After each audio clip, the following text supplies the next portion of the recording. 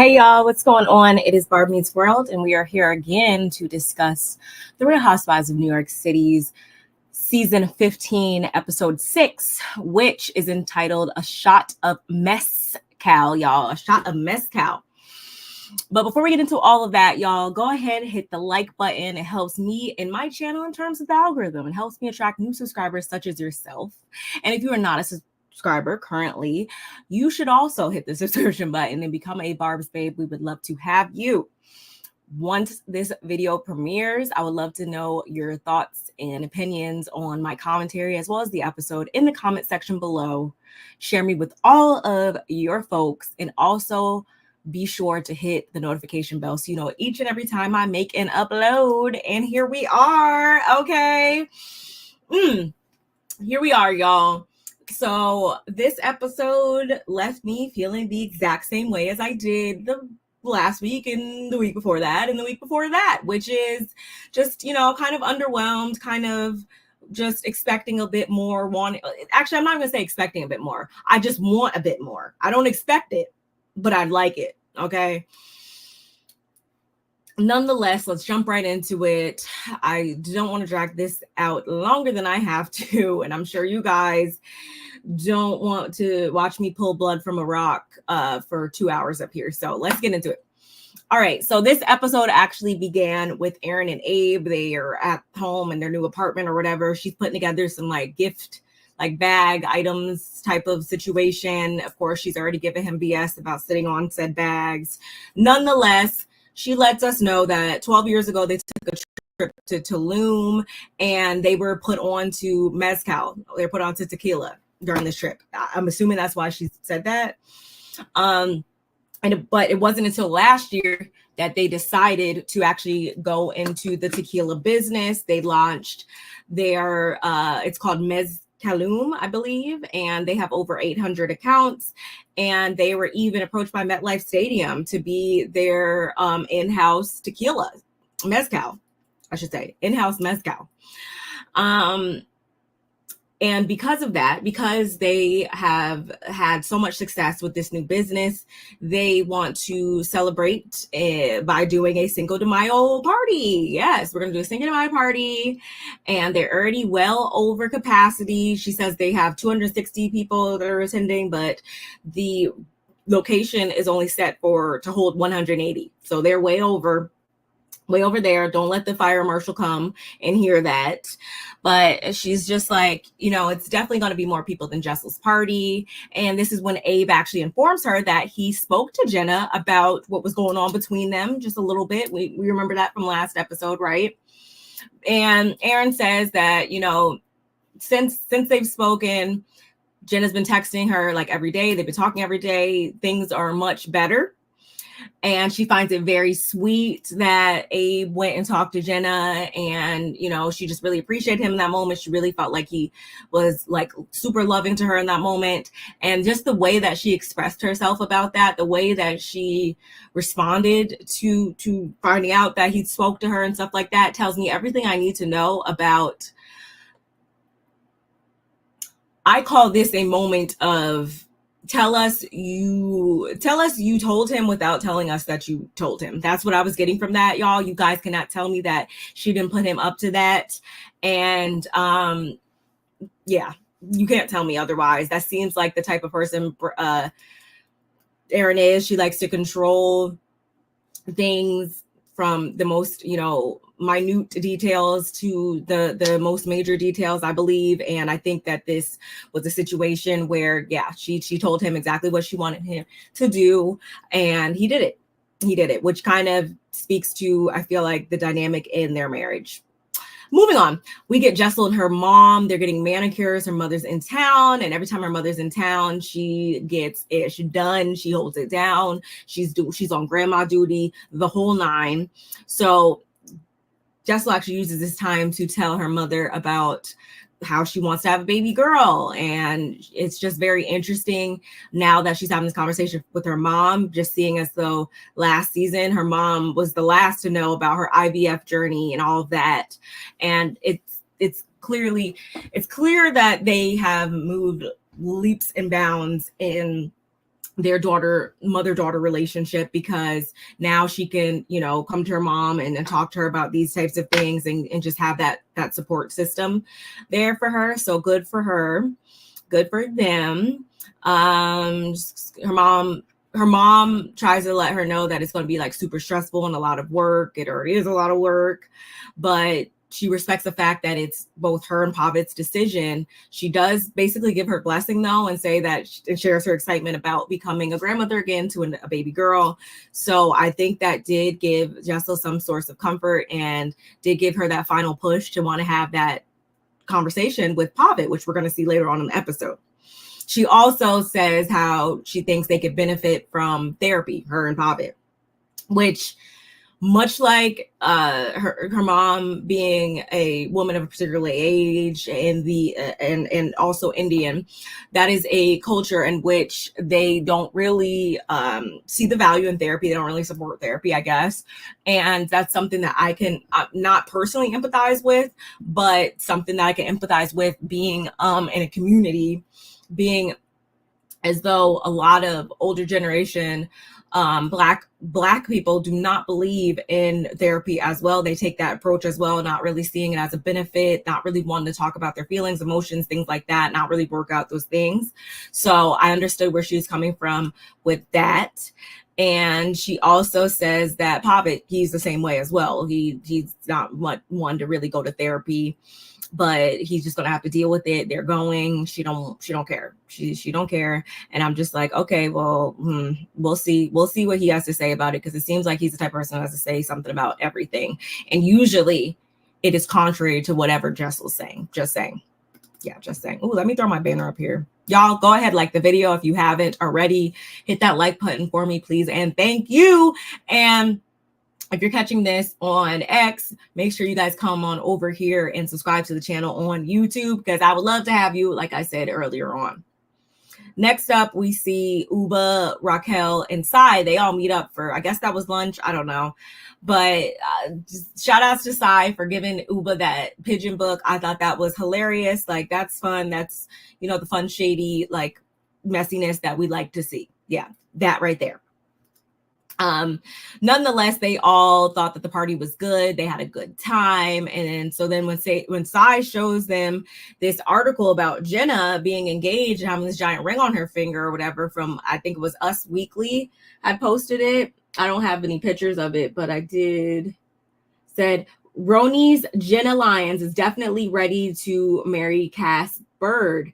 There's a giant ring on my finger. So it's like, on one hand, Jenna is going and saying this to these articles, but she's kind of downplaying it to them in the group. So they're kind of confused, or I believe Sai was mainly. And then was it Ubah that goes on to say, like, maybe her and Cass are trying to take things slow because they both have been married before. And Racquel weighs in to say, like, yeah, it could be, you know, the same case as what she and Mel went through, which is that they just weren't like super public with things, and they were just trying to keep things on the low. So of course that opens up the door to like, okay, well, why is that the case for you Racquel and Mel? Like, why are you guys like that? And Mel lets us know that she broke up with her ex back in October 2020, and because they were also business partners in the art world and stuff like that, they didn't publicize that because their relationship is a lot of what fueled their business success. And I love that she said this and broke it down this way, because honestly, this is something that I've seen even in my own personal life, my own marriage, where a lot of people place so much emphasis on romantic relationships and, you know, couples goals and stuff like that, because that's basically what she was saying, is like people viewed them like she's the muse, she's also, you know, the part owner and stuff like that. It just adds an extra layer that people either they either want that, they hold it on a pedestal, they think it's just so cool and cute or whatever, not knowing what's really going on behind closed doors, not knowing that you guys are on the verge of divorce or whatever. And I'm not saying that part I see as much as like being an influencer, being somebody that, you know, creates content and stuff like that. And all of my content focuses around fashion, beauty, lifestyle, travel, pop culture, things of that sort. None. Did I say husband anywhere in there? No, I didn't. Doesn't mean that I'm hiding him. Doesn't mean that I don't post things from time to time, because I definitely do. He is a part of my life, but that's not the main thing. And for some odd reason, like, I could post myself a million times and get, like, 50, 100 likes. Well, I post him. I post something that we're doing. When I tell you, everybody and their mother comes out the woodwork and is like, oh my God, like, get, 3 times the amount of likes and views and stuff like that. It's because people they really just place so much of their satisfaction in life, and they want to live vicariously through you, and just all these reasons why people react the way they do. When it comes to things like this, I understood completely, and I'm glad that Racquel actually shared that, because it resonated with me. Moving right along, or she actually goes on to say too, that was coupled with the fact that once people did catch wind of her and Mel's relationship, she even had close friends that dissed her to her face. There was a lot of backlash that she got from that, like, was cheating or whatever. They labeled Mel as, like, the home wrecker, and of course she's, like, also very protective of her partner and not wanting her to face any of this backlash and stuff like that. So and she also says that her and Mel actually got together fall of 2021. So just a bit more about Racquel's life. That's my main takeaway from this scene. Moving right along, we see Brynn FaceTiming her brother. Not much happened there. Still don't see it for her. Still don't really care about what she has going on, which is not much. She says she's launching this new app. She's a co-founder of, also the CMO for said app. It's a dating app, of course. Go figure. Are you surprised? I'm not. And her brother mentions how she was in a dark place before he left. So what's going on with that? And she says, like, yeah, definitely was. And it only was amplified when we went to the Hamptons, especially between her and Sai, and then her and then Ubah. So she talks about how she's never really had people call her a snake or hate her in life. And her brother also speaks on how she's had to deal with that so much in her life, up to the point of where people that are supposed to love her aren't showing that, aren't doing that. Perpetual I shouldn't say that. I shouldn't say that, because I don't want to downplay the things that she went on in her adolescence at all. I don't think any child should be left to feel that way, or, et cetera, et cetera. But it's just like, you can't use that same justification now as an adult. I don't feel like you can. And this is something that we even saw going on over back to Dubai. If you guys watched Dubai this previous season, where it's like we had Chanel using her childhood traumas and her FGM, I believe the acronym is what it is for, that horrible procedure that she went through, her and her sister. But it's like she uses that to justify her actions and to justify how she comes off and stuff like that in her adulthood. And it's just like, you can't like use that like forever and ever. And I'm seeing that here with Brynn too, where it's like, no, the issue right now in your life is like, yeah, they're not loving you, or it's not even to say they don't love you. I should still be able to be labeled as somebody who loves you, even if I'm telling you what you don't like to hear all the time. Actually, that's the biggest show of love to me, is when you can tell people about themselves and tell them when they're on the wrong or whatever. That's the true show of love. I want people around me like that. Like, hold me accountable. Tell me when I'm out here looking crazy. Tell me when I'm coming off weird, or, whatever. But for Brynn, she is just so offended by that. She's so hurt by that. She so doesn't want to do any self-reflection in that. And I cannot get down with that. So that's all we really saw here. And, of course, her brother encourages her to be the bigger person, because that's basically how he's been her entire life. Moving on. Then we get this tired ass date night between Jessel and Pavit. I say that because, y'all, when I tell you I am through and just so tired and done with seeing their marriage. Last season, I thought it was a little funny. It was a little like, okay, cool, whatever. They both came off a lot cooler and digestible for me, at least last season. This season, it's just like, why are you guys even together? Like, we don't see any real chemistry. And it was like last season, she was trying to understand, like, okay, you guys haven't had sex because the baby and because this and because that. I wanted to give you the benefit of the doubt with that, but it's just like, no, I think a lot of the reasons why you guys come off this way in front of us is because you guys really are not into each other for real. And it's not even giving friends, which is what they tried to say in the beginning, like, oh yeah, we're just so good friends, and that's how the relationship started. They don't even treat each other like good friends. Like, he's over talking her, cutting her off. It doesn't really seem like they have the similar views on anything not even just anything, monumental things in a couple's relationship, aka like how many kids we want to have, like big things, you know, the schooling of the boy, like it's just big things they just don't agree on, and they don't really seem too compatible. All he cares about at the table is taking pictures of the food and stuff. I mean, I will say at least she's getting a Mother's Day gift and a birthday gift for him, but when it comes to Valentine's Day, that's just a made-up holiday, and she ain't gonna get nothing from you. Like, it's just like he's always looking for an excuse to not show up for her in the way that she's asking.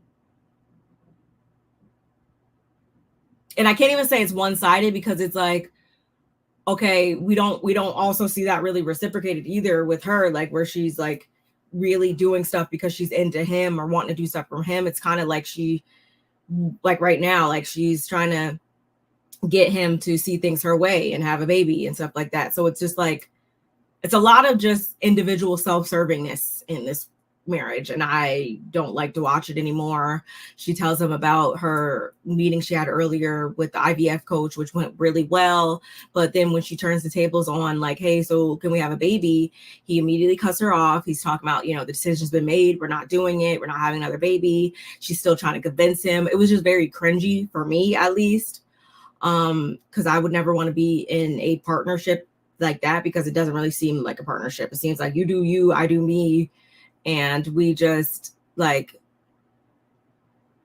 it's like they joke about situations that shouldn't be a joke. And I get it, like, the world is too serious, especially today.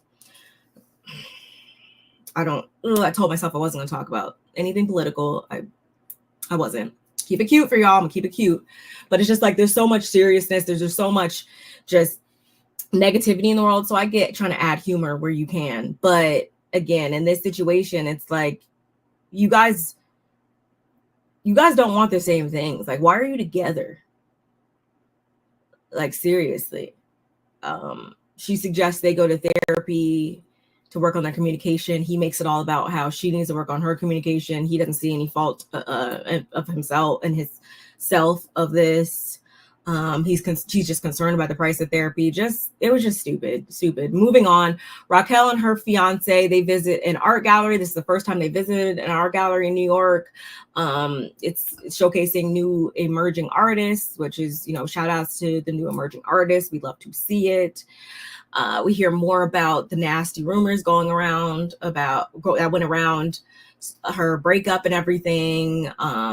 This is where she actually says that Mel was portrayed as a homewrecker, which caused them to be super stressed very early on. But Mel actually says that it actually made them stronger for it. And I thought that was nice, that she looks at it very optimistically, like a positive in it. And they speak a little bit about her mom and how her mom hasn't supported the relationship to this day. Is she going to be attending an engagement party because they're ready to finally put their relationship, on display there? And it just seems like her mom is more so caught up in like the image and caught up on how people will receive her daughter because of this. And I hope her mom sees how this is playing out and really has a change of heart, because I don't think that any child, any person in general, should be left to feel that way. I think that's the true show of unconditional love, is that that's what it is. You love that person no matter what. And that's what I think we like to think that we can get from our parents, if not anybody. And we already saw how her dad didn't give up about her. And now it's looking like your mom is joining that same bandwagon, because even her son used to have a super close relationship with her mom, but since moving to Puerto Rico, like she hasn't been coming back in like 10 years. So it's not even that you cut your child off, you cut your grandchildren off too. Like it's stupid. And if it's somebody that's making you happy, if it's somebody who's not putting their hands on you, who's treating you nicely, who's, trying to help you reach milestones in your life, who's trying to help, who you're building with, who wants nothing but the best for you, why wouldn't you support that? It doesn't matter what's between their legs. And I'm always going to stand 10 toes down on that one. Moving on. Then we get this Cinco de Mayo party. And again, Erin's going on about how this is such a big deal for them because they have a lot of major stakeholders in the building. And they really want this event to be amazing so it can showcase their business in the best light possible to these stakeholders that are in attendance. Totally understood her on that. Ubah shows up not dressed to the nines, but dressed as a bank teller. I'm just like, you couldn't have, like, I was like, at least you could have like wrapped it up in a nice, like something and did some, like, I get you're in meetings, but it's just like, Ubah, now, we were recording still. Like, come on now. Seriously? Like, cause you just look downright crazy. Everybody's showing up in gowns and, their Sunday's best. And you over here, like, anyway, not too much on Ubah. I loved Sai's dress. It looks so cute on her. Erin brings up how at Jessel's party, they were all so separated. So this time will be really good for them to kind of come back together and everything. And Sai's like, what do you mean by separated? Like, what are you saying? And Ubah's actually the one that's like, well, the minute I walked in, Jessel was asking me how I felt about everything and between like Brynn and her. And then we have Erin explaining how pissed off Brynn was when they went shopping. So it's just like really confusing. And Sai was confused. I was confused too. And Ubah sums it up by saying like, no, it's like Jessel and you, Erin, aka the pigeons, seem to, keep in pertinent information so close to the chest. That's not like, how is that going to work? Basically. And I understood exactly what she was saying in this moment, but they don't really get to the bottom of it at this particular time. Erin's mom was there. Shout out to Erin, her mom. She is going through chemo right now, but she still made it a point to be there for her daughter. I thought that was amazing. We see glimpses of her dad, which I thought was awesome too, because, we did find out when the season first aired that he did pass away. So I thought that was, a nice way. And that's always something I will say that's good about being on TV and being on these types of shows. You really do see your family grow up and you really can go back to these moments and revisit them and stuff like that, especially if you've been on for like seasons and seasons and seasons and seasons, let's think of like Nene and Greg, for instance. Like Greg is no longer here from The Real Housewives of Atlanta. If you guys watch that back in the day, like how many seasons do we have of them just, being their best and him being, the Greg that we love to see on the show and stuff like that. You're always able now to go back and relive those moments and it just brings you right back, I think. So that's something that I think is awesome all the time about this. What else happened? Instead of approaching the ladies at the table, Brynn is keeping her distance. She's flirting with Erin's dad, of course, talking about, hey, daddy, like, it's just like when she doesn't know what to do with herself, she turns into a sex kitten. And I'm just like, there's so many other things you can turn into. There's so many ways, like she needs to work on her like social anxiety or something, because that's got to be some form of social anxiety, is to turn into a damn sex kitten. Like, come on, Brynn. Anyway, Sai doesn't know what is up with Brynn. She's like, I will say hello though. At the same time, I don't know what her deal is. Erin was still nitpicking things with Jenna. We don't want to hear it. I don't care, Erin. You guys say you're good.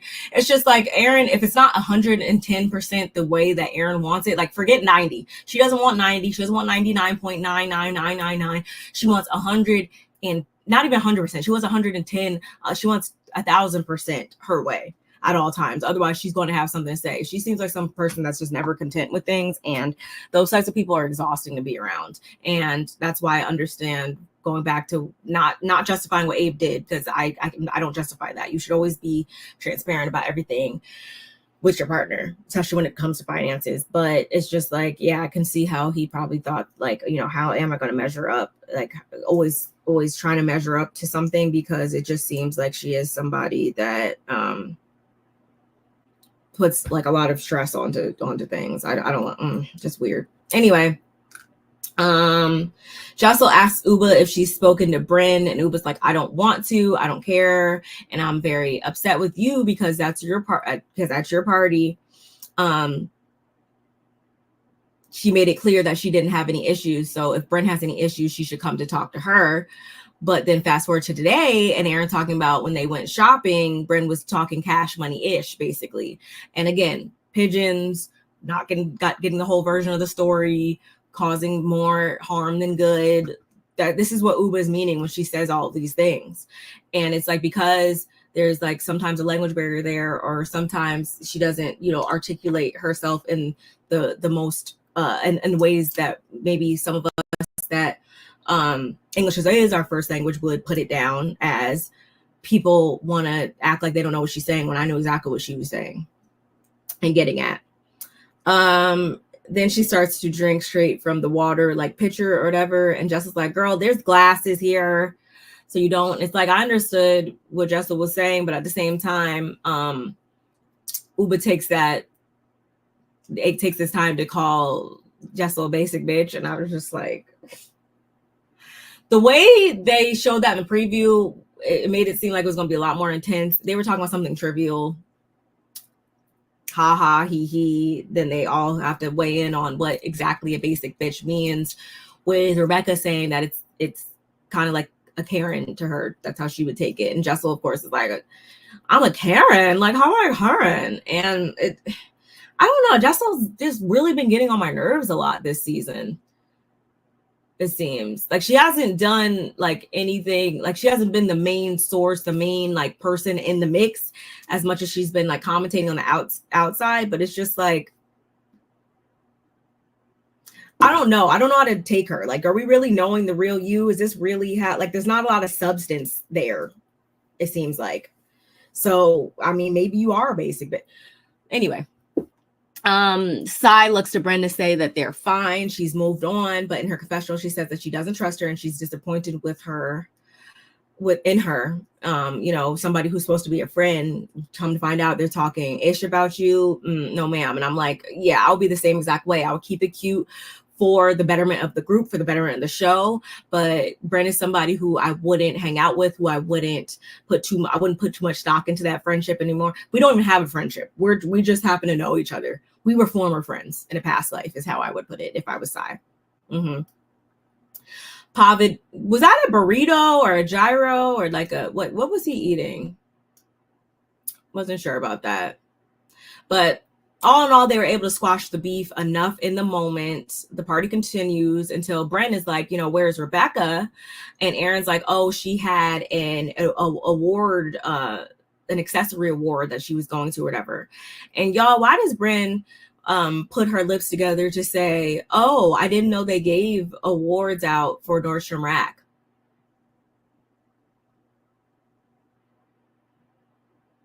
Brynn, a hot question that's been rolling around these streets the last couple weeks is, what do you do for a living? Because we've seen everybody doing what they do. We've seen Erin showing houses and apartments or whatever, high rises. We've seen Sai taking pictures, doing her influencing thing, you know. We've seen Ubah talking about, you know, and doing model things and stuff like that. We've seen Jenna at meetings and stuff like that. What do you do, Brynn? Because you have so much to say about everybody else. And it's like, although Rebecca might have her things, almost she might be boring to a lot of us, although we don't really know why she's here. I will say that she is one of the main people that I knew before the show came on. Did I know who the fuck Brynn Whitfield was? Absolutely not. So at the end of the day, you want to belittle people. And I also shop at Nordstrom Rack. Shout out to Nordstrom Rack. If you guys are sleeping on Nordstrom Rack, you don't need to sleep on Nordstrom Rack because they have a lot of great things at great prices. Nonetheless, you have so much to say for somebody who has so little to show for themselves. Yeah, you're talking about this app you're developing now, but what were you doing 2 weeks ago, 2 months ago? What were you doing in season 1? Exactly. I'll wait.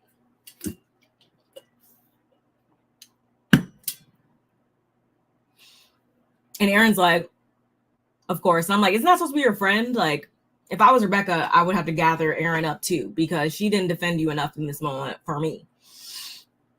Because it's like, you could come for the Scientology things, you could come for whatever else you want, I'm sure. But it's just like, we're not going to discredit people's businesses when you could literally just Google their names, Google them, and it'll pop up. Like let's not. Anyway, and I know Rebecca's going to have a lot to say about that in this upcoming episode. I saw it in the sneak peek. Then Erin and Abe grabbed the mic to say some words. Girls, just like us, we're hoping that it's not going to be as lengthy as that speech they gave last year at their anniversary, whatever party that was that they had last season. And then I think that was also the business partner that she slept with too. Couldn't be me and mine, but y'all do you, whatever. And y'all, that honestly was it. That was it. I really don't have anything more to say about it. It was what it was. I think somebody was Jessel. Somebody I think was on the Watch What Happens Live. I didn't watch it though. I was watching the election stuff or whatever. So I don't know. I can't tell you about that one. But yeah, still down here, still trying to, discuss these episodes with you all, even though they haven't been given much. They haven't been given much, y'all. But I would love to know what you guys thought of this episode, as well as my commentary in the comment section below. Make sure you're following me on all my socials that are scrolling along the bottom of the screen, y'all. And they will also be located in the description box as well, with all of my other links, my Amazons, shop my jewelry. Everything is down there in the description box as well. Don't forget to like this video up for me, please and thank you. Subscribe to the channel, and I will see you guys in the next one. Bye.